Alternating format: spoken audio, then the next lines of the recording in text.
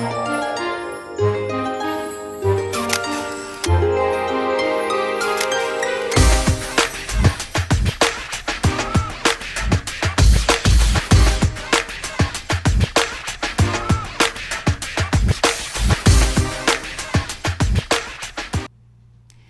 everyone, welcome to Off the Cuff, where the headlines come to life, and the headlines are definitely coming to life today. The race is on for Wayne County Executive, and our guest today is Mr. Warren Evans, and we're so pleased to have you on Off the Cuff today. Thank you, Mr. Evans, for joining us. Thank you, great to be here. You are no stranger to public service, politics. You served as sheriff for many, many years, very successfully. Wayne County is such a challenging place to be right now. What are your thoughts, and why do you want to be the Wayne County Executive? Well, you know, Wayne County's been a wonderful place for me to be born, raised, and lived. And last few years, I have been very, very happy with the way it's been managed. And I don't think anybody likes to see the negative publicity that's come as a result of, you know, things that have happened in Wayne County. And it was just one of those things where, you know, I've spent my life in public service, and I really think I bring something to this race and would bring something to that office, which would be some proven leadership, you know, someone who's gotten results everywhere they've gone, and worked hard to get it done. And I think our county deserves that. Absolutely. You, what are the things that you would want to change? Just looking at it on a broad level, once you get into office, what are the first three things that you would change? Yeah, well, I'll give you the first two, and I'd like to think about the third a little more. One is the county has to be managed more effectively. Governments are not private businesses, but business is what the county ought to be about. And so business principles ought to be there for fundamental fairness in contracting and in a number of things. And the other is transparency. People just don't believe in government anymore. There have been so many scandals and those sorts of things. And so I think real transparency about how we're going to operate, who we hire, what their salaries are, what their duties are, needs to be something that's made clear. And I think in time the public will get back to I believe they're telling us the truth. And while things may not be perfect, most things in life aren't perfect. Let's try to get toward perfection, but let's just have solid leadership that the citizens can fall behind and say, we're going in the right direction. And, very much I think the importance is we've got to get property values up in this county.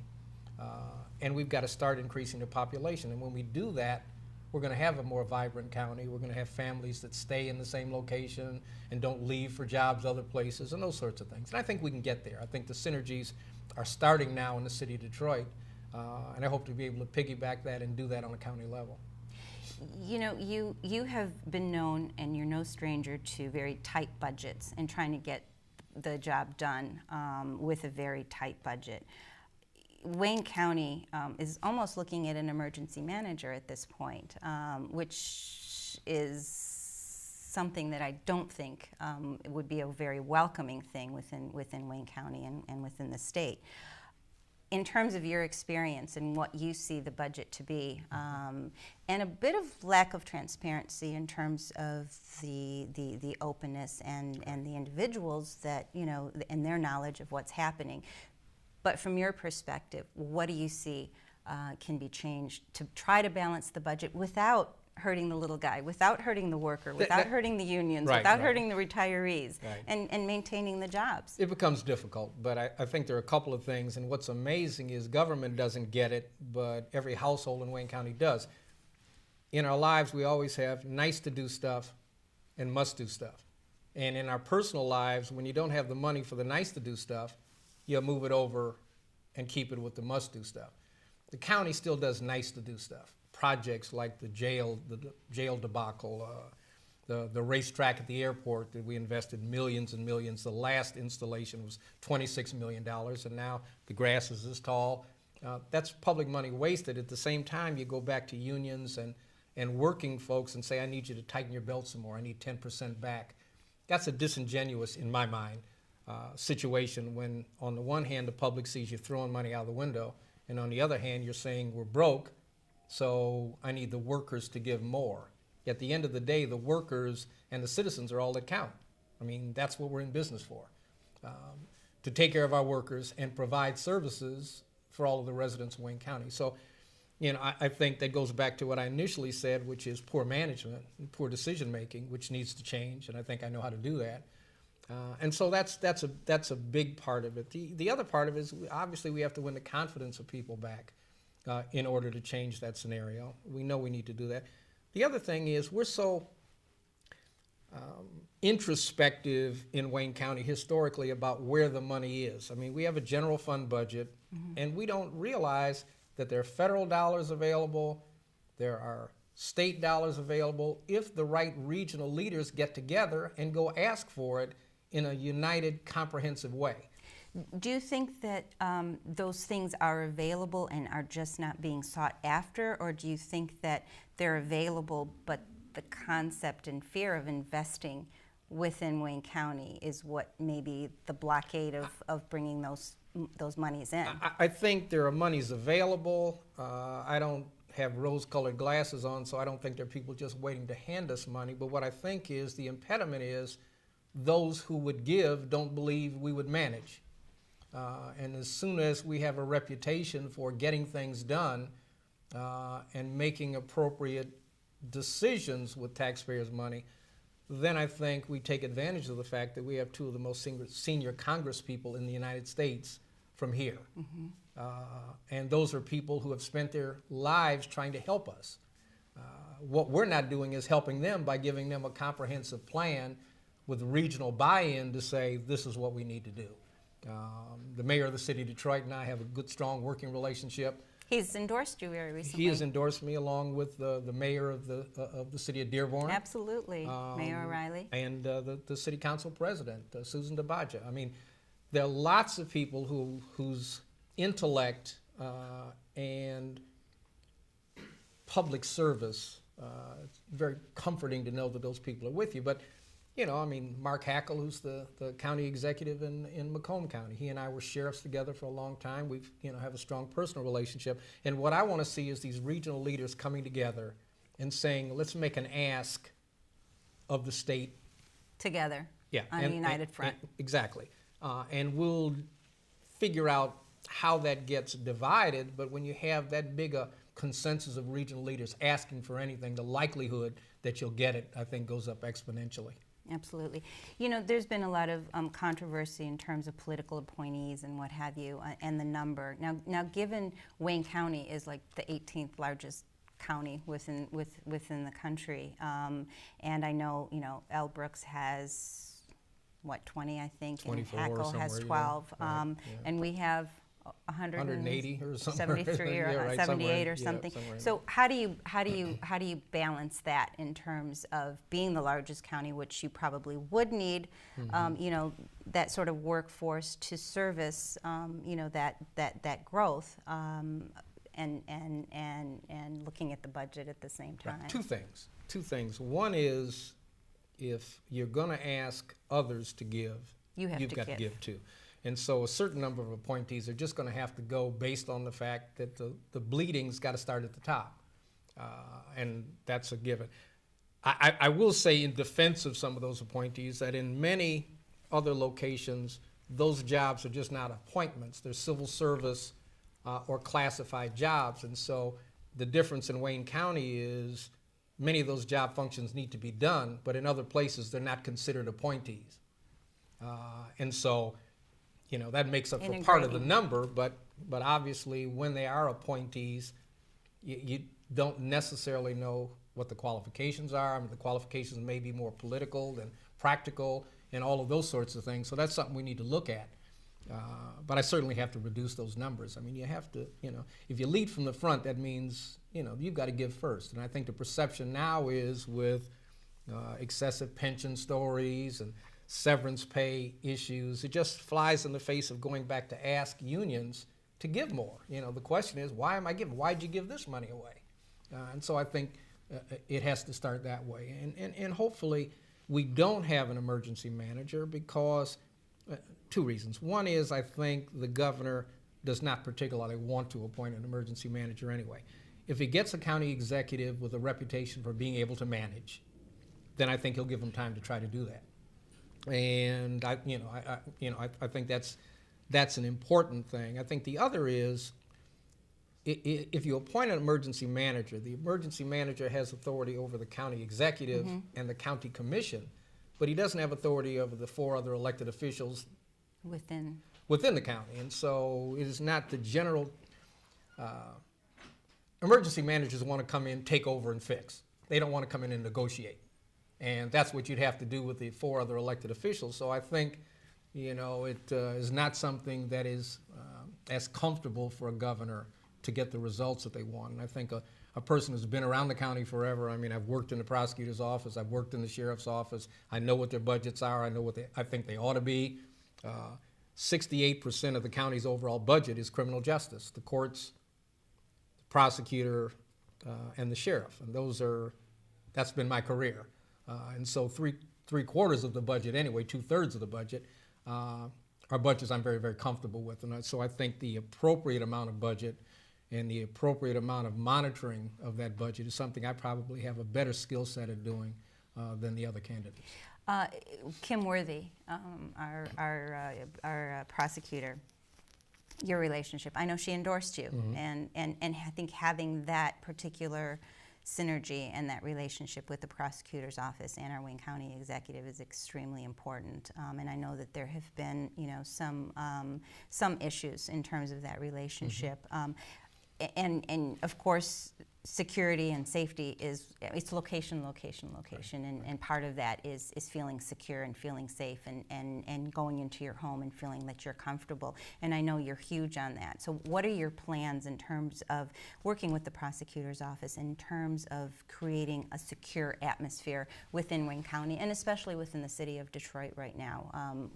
What is that concerted effort in your mind? The first thing is the prosecutor and I are both strong-willed people, and strong-willed people sometimes disagree about things, but what we both have a passion for. Healthy. Yeah, what we both have a passion for is protecting the public, and that's been our commitment, for a number of years.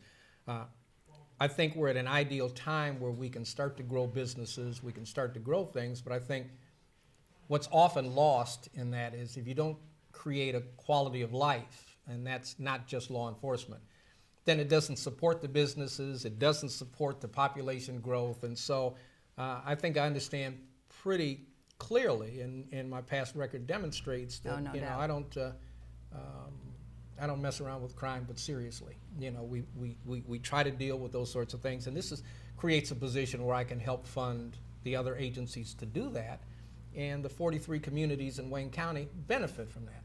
If the sheriff is a partner with the city of Dearborn or Dearborn Heights or Inkster or wherever it is, that's a lot different relationship than kind of a competitor. And oftentimes that county authority has gone to people's heads in terms of where they stand in the pecking order. To me, in the pecking order, mayors reign supreme.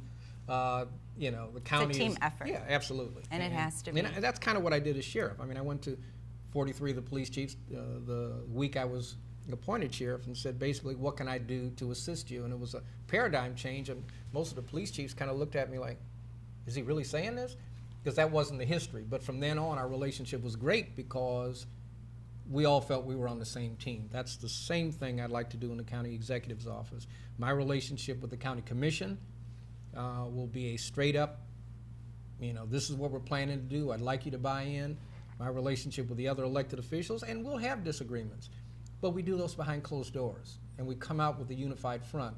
We'll get it worked out. And lastly, the relationship with the mayor of the city of Detroit and the surrounding county executives, I think is a good one, and I want to build on that. You're as good as the team around you, and when you empower them and give them ownership, they want to deliver, and that's really an important aspect that needs to be built on and created. We talked a little bit about the airport, Aerotropolis. What's your view on that? I mean, it was a fabulous concept, a fabulous idea, and there was a conversation around it completely, and it sounded like it was really going to be a revitalization concept for the airport and for our entire region. What are your thoughts? You know, a lot of thoughts, but one is it hasn't materialized No, like that. There have been some unfortunately. spin-off industry that get related to as because of Pinnacle has happened, but the truth of the matter is there's nothing with Aerotropolis that's really happened. There are some businesses that have relocated here, and that's good, and it's brought some jobs.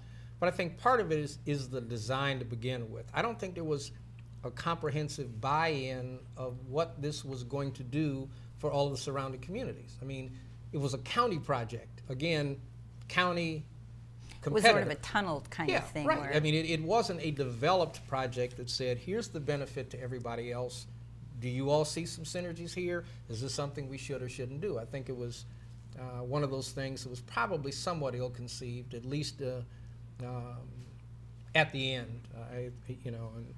Now we've got issues of a lot of land sitting there. Some of it's been sold to other people, as I understand, whose businesses failed, and it's kind of a hodgepodge. I mean, I think the overall concept is great, but I don't know if the data supported the fact that it would work the way it was proposed to be.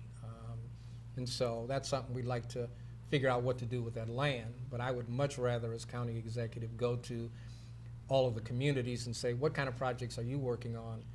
How can the county be of assistance to you? Can I help you with environmental issues? Can I help you with permitting? And as a county agency, you can then you're looking at a different perspective. So you'll see multiple cities or townships trying to do similar things, and maybe you can be the one to say, you all are doing a number of similar things. There's a way to cut some costs for each of you, by following a certain blueprint, or is there a way that this can connect to something else? When you're busy in your own city working on your things, I mean, you don't have a lot of time to figure out what everybody else is doing. You spend a lot of time figuring out what you're doing. So the county, I think, is well positioned to look and see some commonality of interest, some things that might be beneficial to share with other communities or assist them. So do you think that's something in your vision to revisit and but I wouldn't revitalize? say Aerotropolis, because I don't know what it'll be. What I know is there's a lot of unused land and there's a lot of potential in this region. If we build another bridge, for example, across the Detroit River, I think commerce doubles. I mean, I think the ability to move goods and services back and forth much quicker is going to grow this entire region. I see that as a good thing, and maybe that helps to stimulate airport growth when you become a bigger commerce center in the first place. So, I mean, I see some very interesting things that can happen in the next 4 to 6 years. You mentioned bridges, and given our area, we have the worst record and the most debilitated bridges in the region. And I know that there's funds to be able to work on our roads and work on our bridges. So how do we go? I mean, to me, this is all sort of common sense, Right. but it's not being done. And So and what is your vision on that, and how are you going to go forward with it? I think the biggest because that's so problem is important. the biggest problem is there's not enough state resources to do what we need to do with our roads.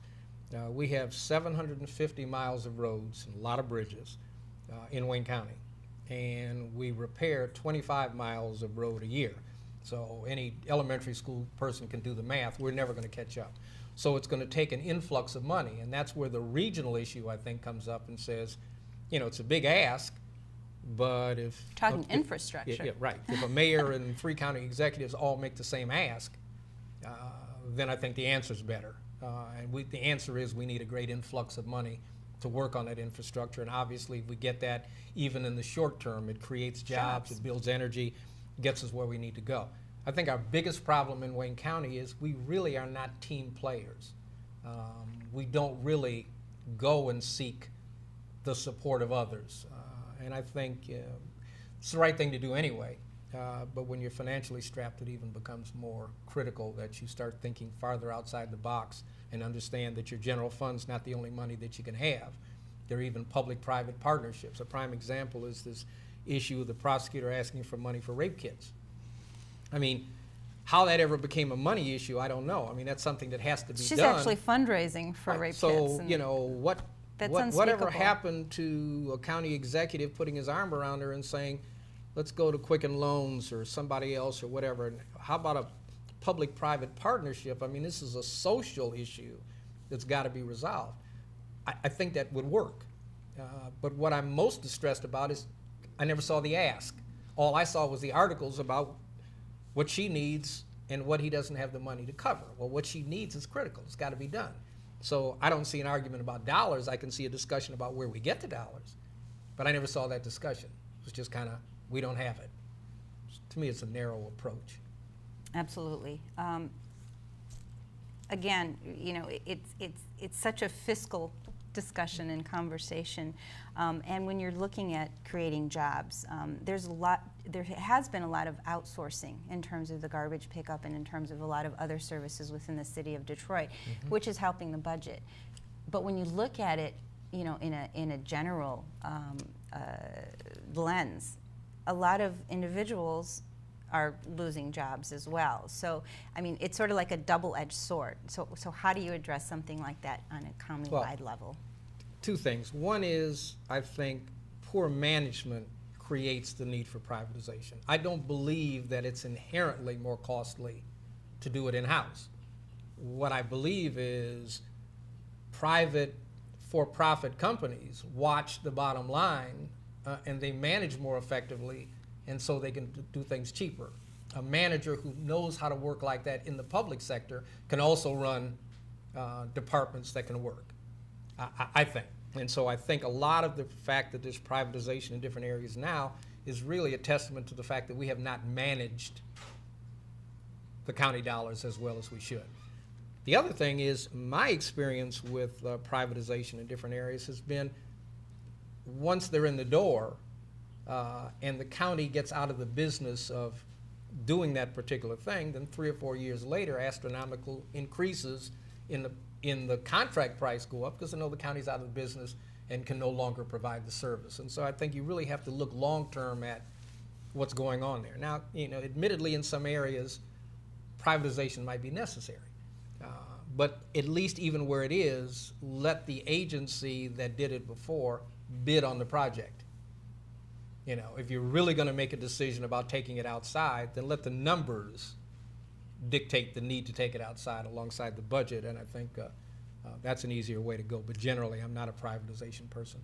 You know, we have had a major exodus from the city of Detroit, over 260 plus within a certain period of time, less than 10 years. You know, bringing back commerce into the city, and that is really related to safety issues for people to want to come in and you know, start businesses. And it is really the small business owner who creates revitalization for any area and any region.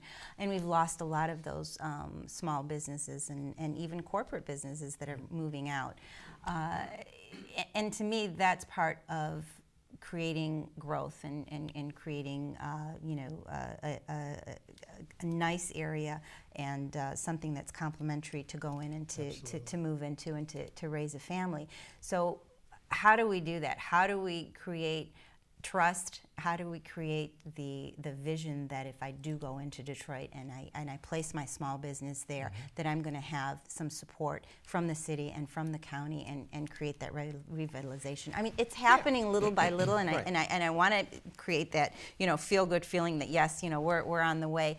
But the specifics need to be out there, and we need to have an actual plan as to how do we make people want to come back. Yeah, oh, absolutely, and quality of life issues are almost are very, very key to that.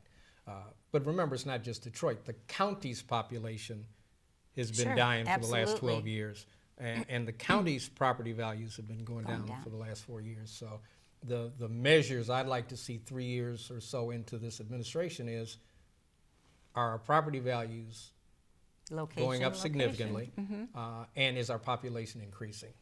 And I think that's the measure for long-term health in the community. But certainly the regional things I talked about in terms of cooperation on quality of life issues. I mean, even if you support very strongly small businesses, and I will, and I'll have a small business ombudsman that reports directly to me, because I understand that's where the growth of the future is. And I don't want there to be a lot of hurdles between what small businesses need and what I hear, so that I can be responsive to it. And so that's, you know, that's an important part of, you know, how we get to to where we need to go. But I mean, there's several layers of it, but it's something you just got to really work at. And it's not just the small businesses, it's where the surrounding entertainment and other sorts of things that are going to keep young people being here. I mean, having a business is one thing, but having something to do with your kids Absolutely. and those things afterwards. Creating that family environment. Yeah. There's been a lot of focus too on international delegations and creating commerce through international means. And I know your concentration is more on the local growth of businesses. Mm-hmm. How much attention are you going to pay to creating, international delegations to go, to China and to all these different areas to bring in commerce, and how effective is that? Yeah, I don't know. I've never been on one. I've been on law enforcement related international travel to learn and discuss things. And I guess they have some value. I mean, sometimes to me, quite frankly, it seems more like a junket than it does business, but I'm sure there's business value there, and I certainly would encourage investment from anywhere to come into our region. I think it creates diversity that we need.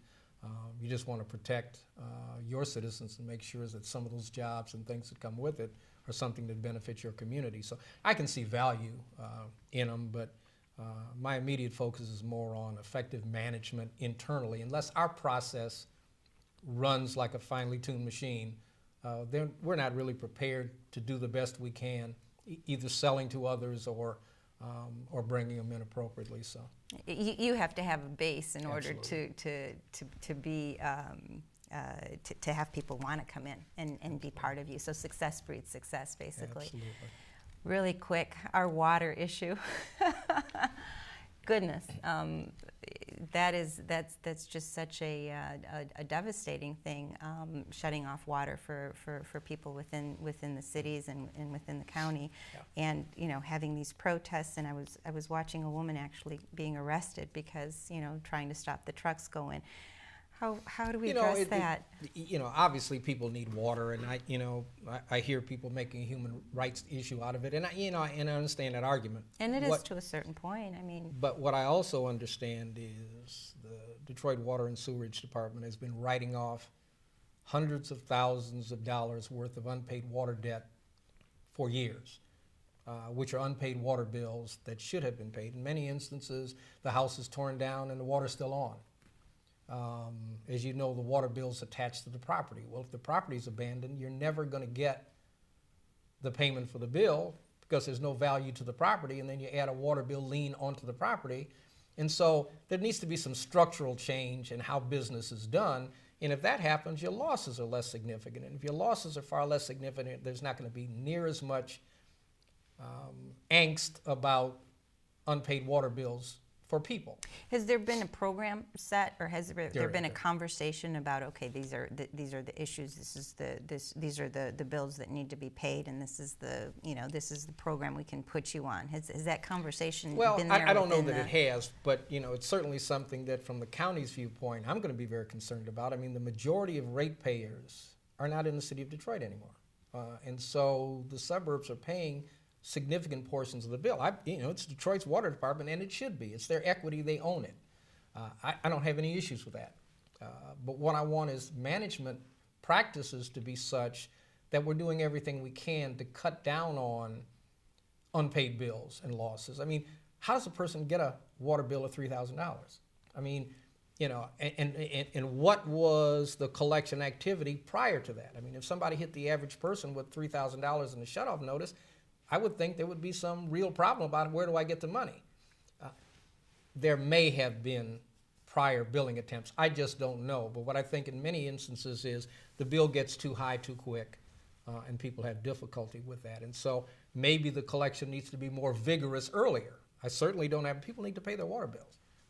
I just kind of feel for a person that gets saddled with a very, very significant water bill and then a shutoff notice. And the first question to me is, how did it get there? If there was one thing that you could say to the public why they should vote for Mr. Warren Evans for Wayne County Executive, what would that be? Extremely hard worker and work well with whatever I've been given at whatever job I have. I work within the funds that I have, and I know when I take the job, I'm going to deliver positive results to the citizens of Wayne County. I see no reason to believe that I wouldn't do the same as county executive. Jobs, security, balanced budget. That's the conversation, and I think we covered every single one of those, and very well. And I want to thank you so much for being on Off the Cuff and for this candid conversation. And I think there's a plan, and let's hope that the future of Wayne County has a bright, bright future. And we'll see. The race continues. Thank you for joining us on Off the Cuff. Mr. Warren Evans, thank you for being with us today. Enjoyed it. And we will see you next time on Off the Cuff. Don't forget to vote.